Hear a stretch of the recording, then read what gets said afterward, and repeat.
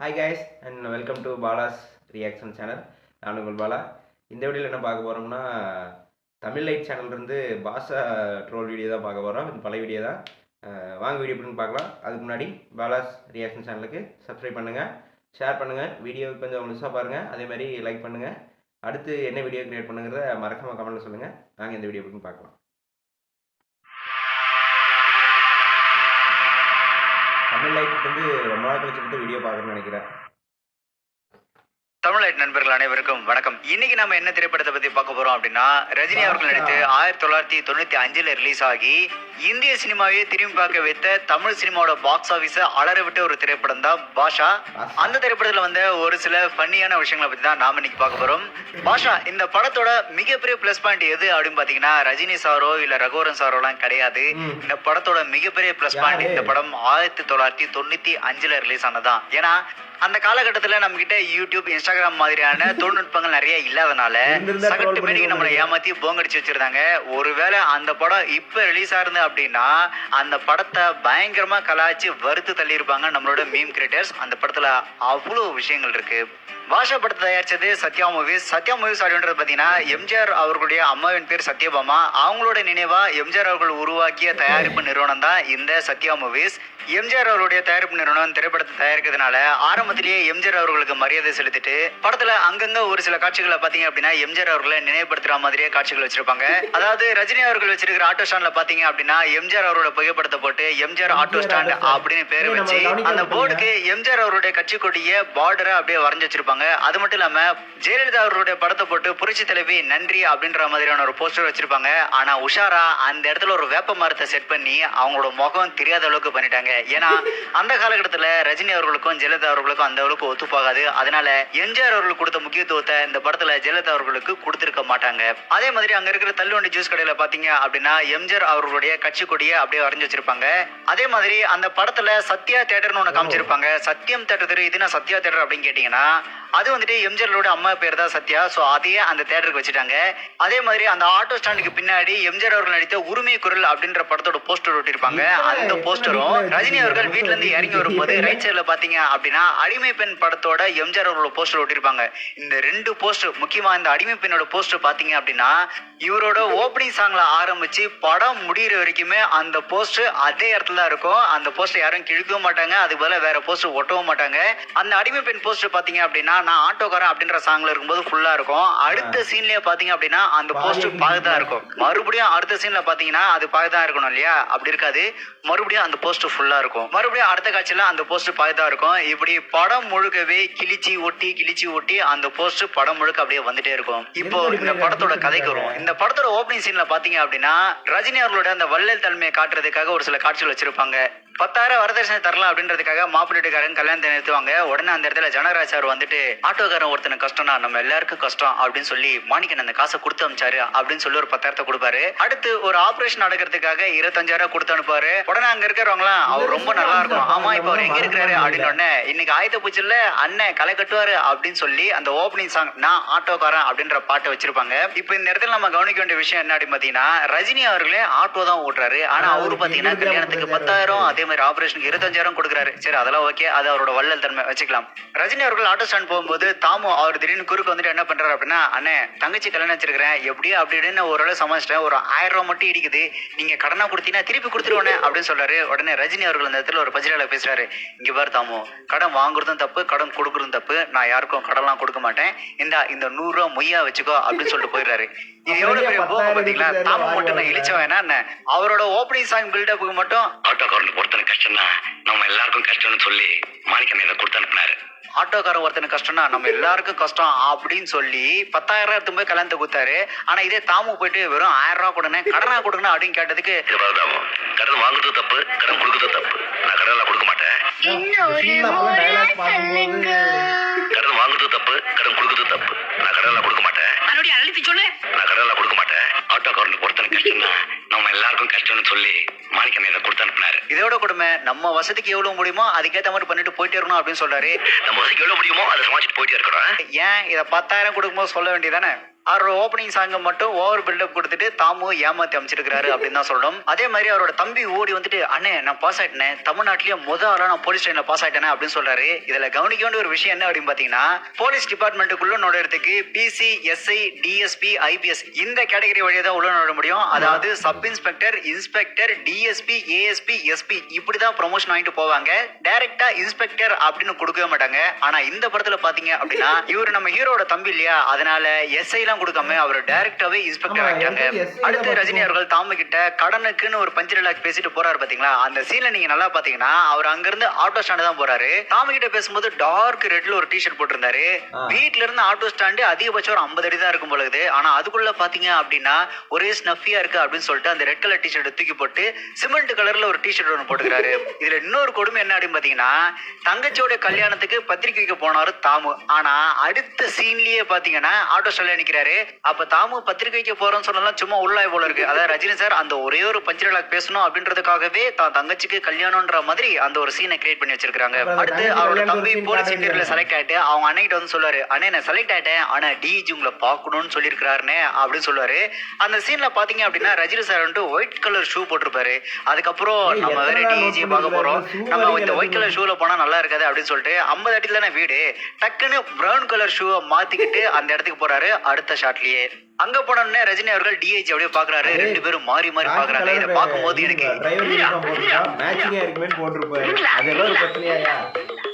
அந்த நாள் ஞாபகம் நெஞ்சிலே வந்ததே. பாரு செய்யறதையும் செஞ்சு விட்டு முடிக்கிறத பாரு, திருவிழாவில காணாம போன புள்ள மாதிரி. டிஐஜிக்கு மானியத்தை பார்த்தோன்னு தெரிஞ்சு போச்சு, இது நம்ம பாஷா தான், தாடிலாம் எடுத்துட்டு நல்லா எங்க இருக்கிறப்ப அப்படின்னு லைட்டா என்கொயரி பண்ணிட்டு கையெழுத்து வாங்கிட்டு அனுப்பிச்சுறாரு. கையெழுத்து வாங்கி முடிச்சதுக்கு அப்புறம் பக்கத்துல இருக்க போலீஸ் கரெக்டா அவர் சொல்றாரு, அந்த பாஷா பையில கொண்டு வாங்க அப்படின்னு சொல்றாரு. அவர் வந்துட்டு எந்த பாஷா சார் அப்படின்னு கேட்டோடனே அது அந்த பாம்பே பாஷா அப்படின்னு சொன்ன உடனே ஒன்னு அந்த போலீஸ்காரரு எது அந்த பெரிய கடத்தல் பண்ணணும் அப்படின்னு சொல்றாரு. அந்த பாஷாவோட ஃபைல் எடுத்துட்டு வாங்க. எந்த பாஷா சார்? பாம்பே பாஷா. அச்சோ அவரா? அட பாய் மனுஷா, பக்கத்துல பழைய நண்பர்கள் பாஷாவும் டிஐஜி அவ்வளவு பேசினாங்க. அப்ப தெரியல அது கடத்தல் பண்ண பாஷா தான் அப்படின்னு. போனதுக்கு அப்புறம் அந்த கடத்தல் பண்ணா அப்படின்னு குதிக்கிறாரு. ஒருவேளை மாலை கண்மையா இருக்கும் போல இருக்கு. அடுத்து கதாநாயகோட அப்பா வந்துட்டு டைமண்ட் கொடுத்துட்டு 10 டைமண்ட்ல ஒரு டைமண்ட் மிஸ் ஆயிடுது. அதுக்கு வந்துட்டு அந்த ஆட்டோக்காரன் அதை எடுத்துருக்கணும், இல்ல ஆட்டோல விழுந்திருக்கணும், ஆட்டோல போய் தேடுங்கடா அப்படின்னு சொல்லுவாரு. அவரோட அடியாளங்களும் அந்த ஆட்டோல வந்து தேடுவாங்க. அந்த ஆட்டோல தேடும்போது பாத்தீங்க அப்படின்னா ஆட்டோட சீட்டெல்லாம் கிழிக்கும் போது ரஜினி சார் வந்துட்டு அப்படியே கோபமா பாப்பாரு. ஆனா ஆட்டோட டாப்பை கிழிச்சு டைமண்ட் தேடுவாங்க பாருங்க. அட பாவீங்களா, டைமண்ட் ஏன்டா ஆட்டோ டாப்புக்கு போக போகுது அப்படின்னு சொல்லி அந்த அடியாள ரொம்ப பாவமா பாப்பாரு. எவ்வளோ பெரிய சீன் தெரியுமா, சுற்றி இருக்கிற அந்த பவுன்சர்ஸ் தான் அவங்களோட பாடியாஸ் எல்லாம் சொல்லிட்டு வருவாங்க. இல்ல ஏழை இப்படி பண்றியே கிறுக்கு மெண்டல் போயிடலாம். அடுத்து அந்த கதாநாயகோட அப்பா சொல்றாரு, ஏய் டைமண்ட் கிடைச்சிச்சு திரும்பி வாங்கடா அப்படின்றாரு. அட பாய் மனுஷா, ஒரு சுருக்கு பையில இருக்க 10 டைமண்டே ஒழுங்கா தேட முடியல, நீ எல்லாம் எப்படி ஆண்டனி பாய்க்கு அடியாளா இருந்தான்னு தெரியல. அந்த டைமண்ட் எப்படி கிடைச்சதுன்னு கூட அந்த டீட்டெயிலிங் சொல்லியிருக்கவே மாட்டாங்க. அதாவது அவங்களோட நோக்கம் என்ன அப்படின்னு பாத்தீங்கன்னா, படம் பார்க்குற ஆடியன்ஸ் வந்துட்டு அவ்வளவுதான் இப்போ பாரு தலைவர் அப்படியே கோவம் வந்து அடியாள அடிக்க போறாரு அப்படின்னு சொல்லி அவர் நினைக்கணும். ஆனா அதை புதுசு ஆஃப் பண்ணிடணும் அப்படின்ற ஒரு காட்சி எடுக்கணும்னு நினைச்சாங்க. அதுக்காகவே வைக்கப்பட்ட காட்சி தான் இது. அடுத்து நக்மா அங்க இருந்து போகும்போது, சாரிங்க உங்களை பத்தி தெரியாம இவங்க இந்த மாதிரி பண்ணிட்டாங்க அப்படின்னு சொல்றாங்க. அப்ப ரஜினி சார் சொல்றாரு, பரவாயில்லைங்க நாங்களே ஏழுங்க, இதெல்லாம் நம்ம பழக்கம் ஆயிடுச்சு. ஓப்பனிங் சீன்ல கல்யாணத்துக்கு 10,000, ஆபரேஷனுக்கு 25,000 கொடுத்தாரு. ஏன்னா 95ல பாத்தீங்க அப்படின்னா 10,000ன்றது கிட்டத்தட்ட ஒரு 2 லட்ச ரூபாய்க்கு சமம். அவ்வளவு வாரி கொடுத்தவரு நாங்கெல்லாம் ஏழைங்க, இது எங்களுக்கு பழக்கம் ஆயிடுச்சு அப்படின்றாரு.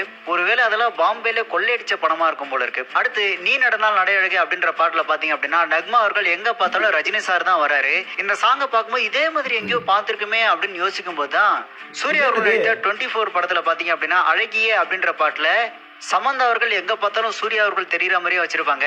அது சரி, பாஷா படத்தையே காப்பி அடிச்சு அஞ்சான்னு எடுத்தாச்சு, அப்புறம் பாஷா படத்துல இருக்க ஒரு பாட்டை மட்டும் எப்படி விட்டு வைக்கிறது அப்படின்னு இந்த பாட்டையும் உரிமையோடு எடுத்துக்கிட்டாங்க போல இருக்கு. அடுத்து மாணிக்கமாறனோட தங்கச்சி வந்துட்டு டாக்டர் சீட் வாங்கலாம் அப்படின்னு சொல்லி ஒரு காலேஜ் இன்டர்வியூக்கு போறாங்க. அங்க அந்த டீன் வந்துட்டு இவங்ககிட்ட தப்பா பேசணும்னு இவங்க வெளியே வந்துடுறாங்க. உடனே ரஜினி சார் அதை கேட்டு, இருமா நான் ஒரு 2 நிமிஷம் பேசிட்டு வரேன் அப்படின்னு சொல்லிட்டு இவர் பேசுறாரு. இதுல பாத்தீங்க அப்படின்னா, நான் பம்பல யார் தெரியுமா, எவ்வளவு பேர் தௌலத் தெரியுமா அப்படின்னு சொல்லி அவரோட பிளாஷ்பேக்லாம் வந்து பேசுறாரு.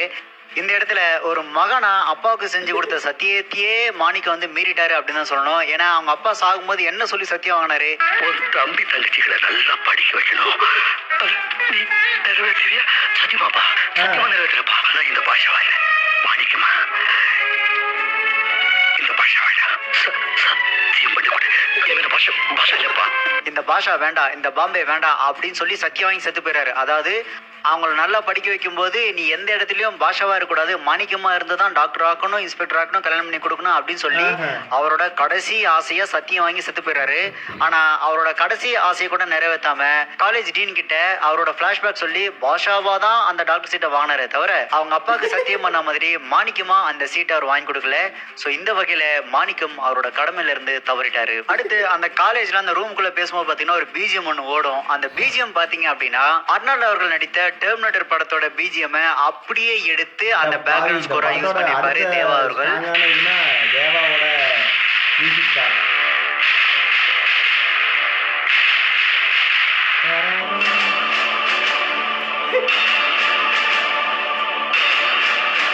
உண்மையாலுமே அந்த படத்துல அர்னால்டு வந்து ரோபோட் மாதிரி இருக்காரு.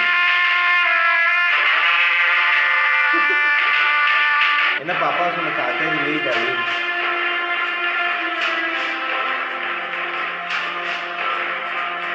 டெக்னாலஜி நிறைய இல்லாதனால நம்மள பங்கமா ஏமாத்திருக்காங்க இந்த பாஷா டீம். அடுத்து மாணிக்கமார்களோட இன்னொரு தங்கச்சிக்கும் கல்யாணம் பண்ணி வச்சிருவாரு. இதுல இன்னொரு காமெடி அப்படின்னு பாத்தீங்கன்னா கல்யாணம் ஆனதுக்கு அப்புறம் எல்லாரும் புருஷன் விட்டு போவாங்களே, ஆனா இவங்க அப்படி கிடையவே கிடையாது. கல்யாணம் ஆனதுக்கு அப்புறம் கூட இவங்களோட அண்ணன் வீட்லயே தான் ஜாலியா சுத்துறாங்க. அடுத்து நக்மா அவர்கள் மாணிக்கத்துக்கிட்ட வந்து தன்னோட காதல சொல்றாங்க. இப்போ பொதுவா பாத்தீங்கன்னா ஒரு பையன் ஒரு பொண்ணு கிட்ட லவ் சொல்லும் போது அந்த பொண்ணு திடீர்னு கோவப்பட்டான்னு சொல்லுவாங்க, ஜி இத்தனை நாள்ல நீ இந்த எண்ணத்தோட என் கூட பழகிட்டு இருந்த, உனக்கெல்லாம் அக்கா தங்கச்சி இல்ல, இதுக்கு போய் வேற ஆள பாரு அப்படின்னு சொல்லுவாங்க. இதே டைலாக ஒரு பையன் சொன்னா எப்படி இருக்குமோ அந்த ஸ்டைல்ல தான் நம்ம மாணிக்கம் சொல்லியிருப்பாரு. பாருங்க, நீங்க இந்த மாதிரி எண்ணத்தோட எங்க பழகிட்டு இருக்கீங்கன்னு எனக்கு தெரியாது. தெரிஞ்சிருந்தா நான் உங்களை கண்ணெடுத்து கூட பார்த்துக்க மாட்டேன். அதுக்கு நிறைய பேர் இருக்காங்க, அவங்கள பாருங்க.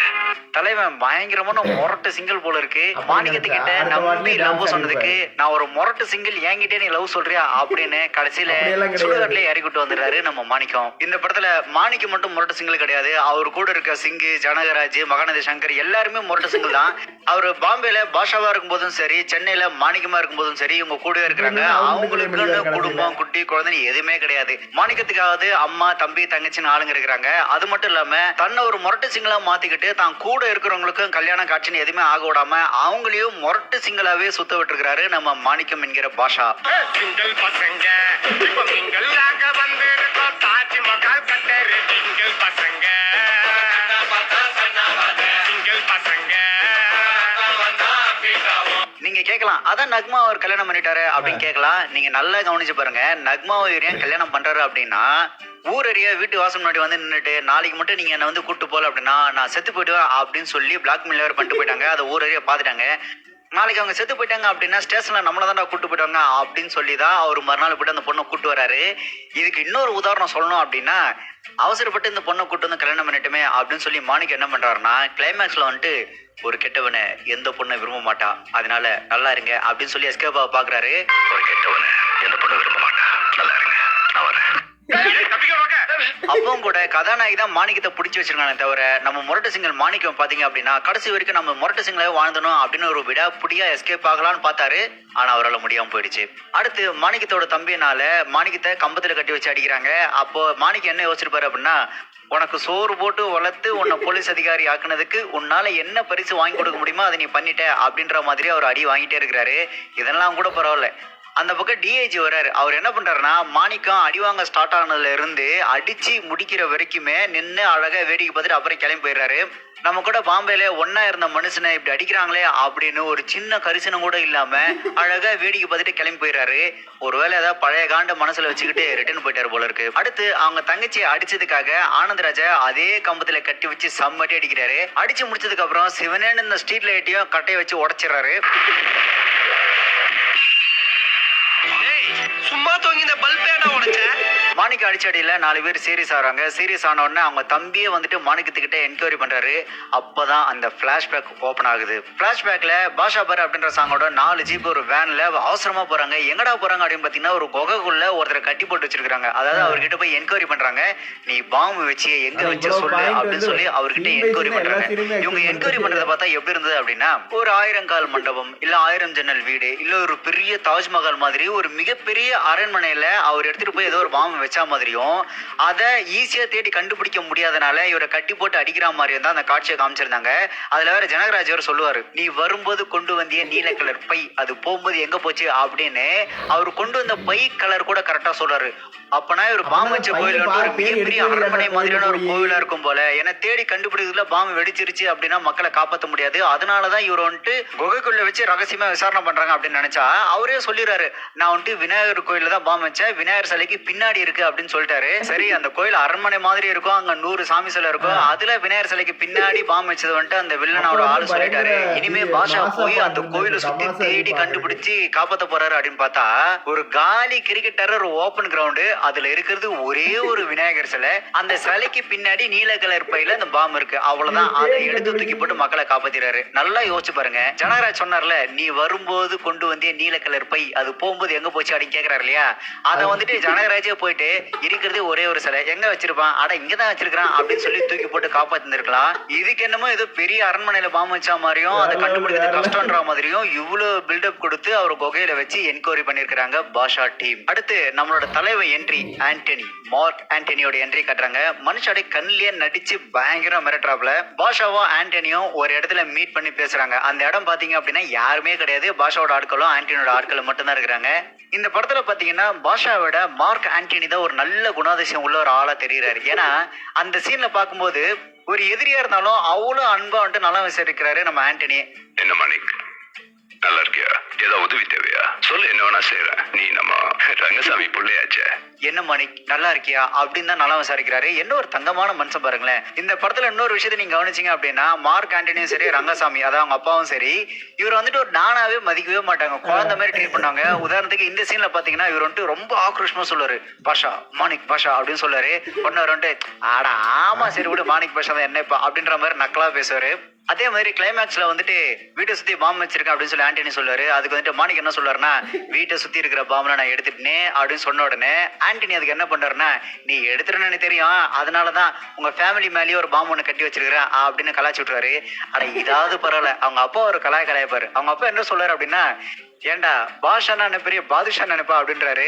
பாஷா மாணிக் பாஷா. எஸ் எஸ் எஸ் மாணிக் பாஷா. என்ன விஷயம் தம்பி? ஏண்டா பாஷா பெரிய பாதுஷா நினைப்ப? ஏன் அவர் ஒரு டானாவே மதிய மாட்டேன்றீங்க, குழந்தை மாதிரி ட்ரீட் பண்ணீங்கன்னா அந்த டானிக்கு என்னதான் மரியாதை இருக்குது? ஆண்டனி வந்துட்டு ரொம்ப தங்கமான மனுஷன் அப்படின்றத ஒவ்வொரு சீன்லயும் காமிச்சிட்டே இருப்பாரு. அப்போ கூட அவர் என்ன சொல்லுவாருன்னா, என்னப்பா ஏதாவது உதவி தேவையா சொல்லு, நீ நம்ம ரங்கசாமி பிள்ளையாச்சே, உனக்கு செய்ய மாதிரி யாருக்கு செய்ய போறேன் அப்படின்ற மாதிரி தான் அவர் அவ்வளவு தன்மையா பேசுறாரு.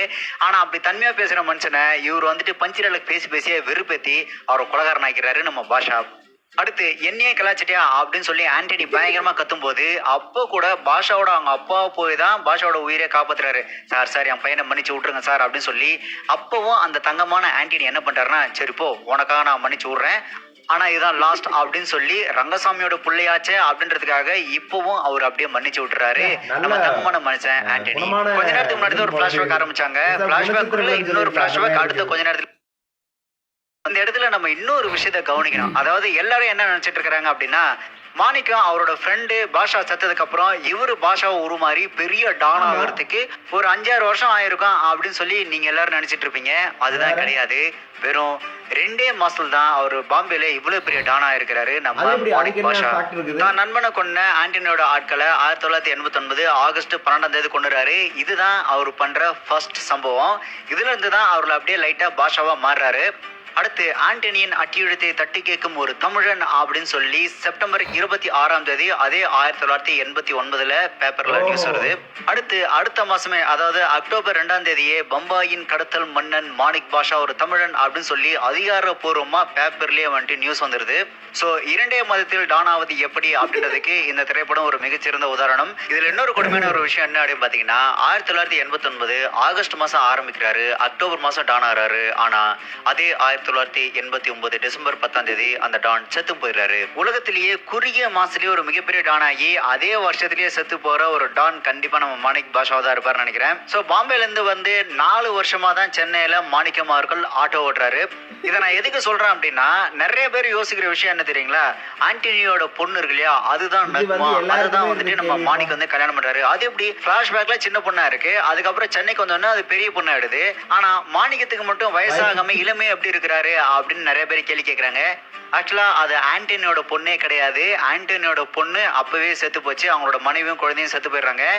எப்படி பாஷா அவங்களோட தம்பி தங்கச்சியை சென்னையில யாருக்கும் தெரியாம படிக்க வைக்கிறாரோ, அதே மாதிரி கேசவன் அவரோட பொண்ணை சென்னையில யாருக்கும் தெரியாம வளர்க்குறாரு.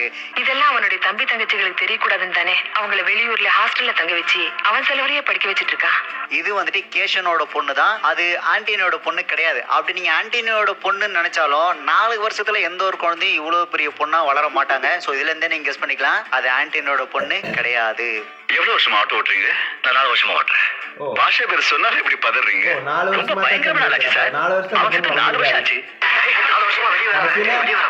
பாஷா என்ன உயிரோட தான் இருக்கானா அப்படின்னு தெரிஞ்ச உடனே ஜெயில இருந்து ஆண்டனி எஸ்கேப் ஆறாரு. இதுல நீங்க நல்லா கவனிச்சு பாருங்களேன், 4 வருஷமா, அதாவது அவர் ஜெயிலுக்குள்ள போகும்போது எந்த கோட்டு போட்டிருந்தாரோ அந்த கோட்டை 4 வருஷமா அதே கோட்டோட தான் இருந்திருக்காரு போல. நம்மளோட கோபிநாத்துக்கு இவர் தான் முன்னோடியா இருந்திருப்பாரு. ஆண்டனி வெளியே வந்த உடனே ஃபர்ஸ்ட் தான் பொண்டாட்டியும் புள்ளியும் கொண்டு கேசவனும் போர் தள்ளிடுறாரு. இந்த மாதிரி கொலை நடந்துருச்சு அப்படின்னு இன்ஃபர்மேஷன் கிடைச்ச உடனே மாணிக்கத்தோட தம்பி இந்த இன்ஸ்பெக்டர் வந்துட்டு கேசவனை பாக்குறாரு. நல்லா யோசிச்சு பாருங்க, கேசவன் இந்த போலீஸ்காரருக்கு யாரு?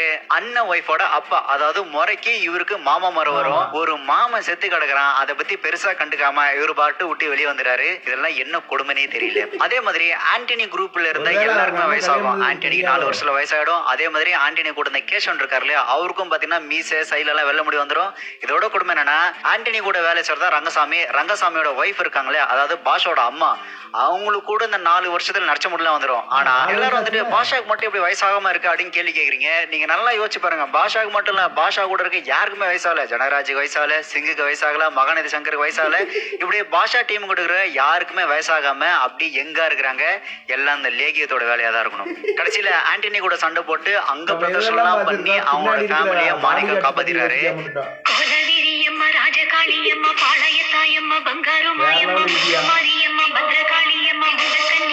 இந்த படத்துல இவ்வளவு டுபாகோர் அழுகுனை காட்சிகள் இருந்தாலும் இப்பவும் இந்த படத்தை சன் டிவிலயோ கேடிவிலயோ போடும்போது என்னமோ ஃபர்ஸ்ட் டைம் போடுற மாதிரி நானுமே உட்காந்து பார்த்துட்டு தான் இருக்கிறேன். இந்த படத்தை பத்தி உங்களோட கருத்து என்ன அப்படின்றத கமெண்ட் பாக்ஸ்ல கமெண்ட் பண்ணுங்க. வழக்கமா நம்மளோட தமிழ் சேனலை சப்ஸ்கிரைப் பண்ணுங்க. முக்கியமா பெல் ஐகானை பிரஸ் பண்ணுங்க. நான் ஒரு தடவை சொன்னா 100 தடவை சொன்ன மாதிரி முடிஞ்சு. உண்மையாலுமே நம்ம அதுக்கு முன்னாடி நிறைய ஃபேக்ட் எல்லாம் செக் பண்ணணும்னு சொல்லி நிறைய மீம்ஸ் எல்லாம் பார்த்துருக்கோம்.